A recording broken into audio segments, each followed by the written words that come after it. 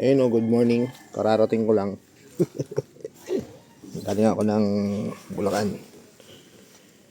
So ito, nagkaroon ng problema. Bumili na ako ng tubig, 7-Eleven. Ayaw na mag-start. Oh, pitik lang. Okay, punta tayo. Pagka mga ganito, bigyan ko na po kayo ng tip. Pero baka kulangin yung yung 1 minute. May parto to. Ayan pitik. Okay? Ayaw mag-start. So ganyan, malakas naman yung battery. Kasi pag battery problema, ang indikasyon yan, yan, pag start nyo, ito kumukurap yung mga ilaw dyan sa dashboard. So possible battery yun. Pero pag gaganito, narinig yung pitik, yan, possible starter yan. Buksan natin.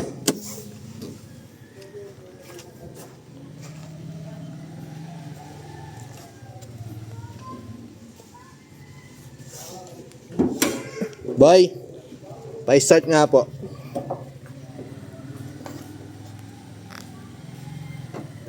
Start mo daw. May maririnig kayong dyan. Pitik. Lumalagatik lang.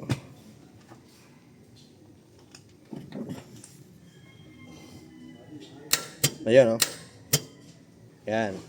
Hop. Ibig sabihin, pag pumipitik yan ng ganyan, merong supply yung kuryente natin. So, buo yung fuse niyan, buo yung relay niyan, buo rin yung wiring, ibig sabihin. Kasi pagka wala naman pong supply yan, o walang kuryenteng pumapasok dito, nung pitik na yon hindi nyo maririnig. Totally wala.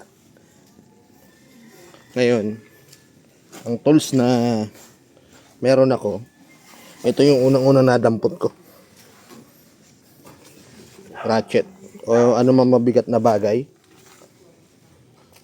kakatukin nyo lang yan kasi may carbon brush yan, o kaya katok yung niya, ito yung solenoid nya, papaluin lang natin yan.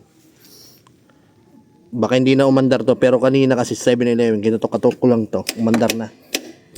Ayan hahanapin nyo lang starter nyo, paluin yan.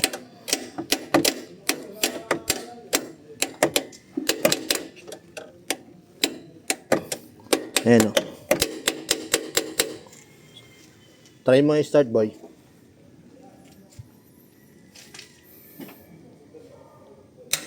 Ayaw pa rin. Pag gaganyan, kung may kasama kayo, pasabayan nyo na. Sige, start.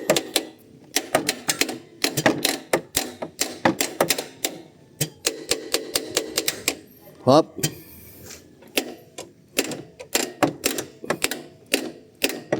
Ayaw na.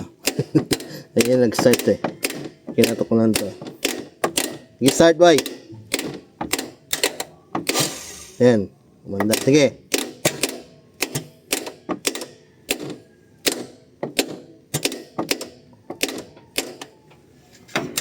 Ayaw na. Ayaw na yata.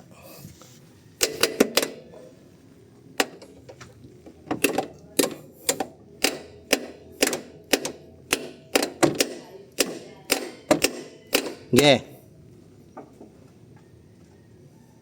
Ayaw na. Yun mandar na. Yun, kakatukin nyo lang yan, kakalug-kalugin nyo kasi yung minsan problema yung carbon brush o kaya yung solenoid yung stack up. So ang gagawin dyan, paluin nyo lang. Minsan medyo malakas na pwersa kailangan dyan, kagaya kanina hindi ko nilakasan ko ng konti saka siya umandar. In case of emergency lang po yun bawa alanganing lugar, wala kayong makuha talyer, ganyan yung gagawin ninyo. Kuha lang kayo na medyo maganda-gandang pamalo. Kaya lang yung ibang starter nando doon sa dulo, so kailangan yung gumapang sa ilalim.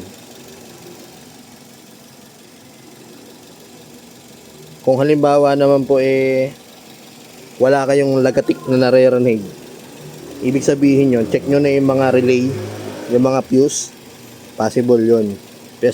Basta palatandaan dyan,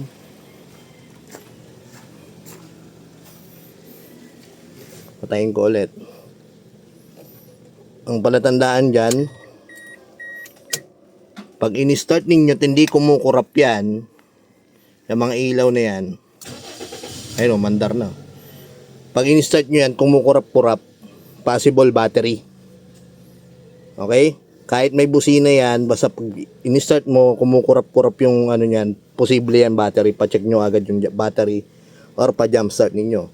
Pag ayaw umandar sa may pag jump start na, doon nyo na pa-check yung o i-check yung starter ninyo. So yun, magagamit natin yan. Emergency, basta meron kang pamalo o kaya pwede kayo bumili ng malit na martilyo. Mura lang naman yun.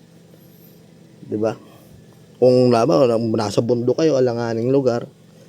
So yun, anong gagawin doon pag ganoon? So repair nyo na po yung starter ninyo. Mas worse dyan kung hindi na ho mare-repair kasi yung iba nasusunog, totally tapon na o palit na ng brand new. O kaya may mga starter, alam ko may mga starter na hindi repairable, talagang tapon.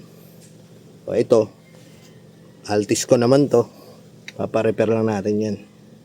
Ayun, ano po yan, konting tip lang.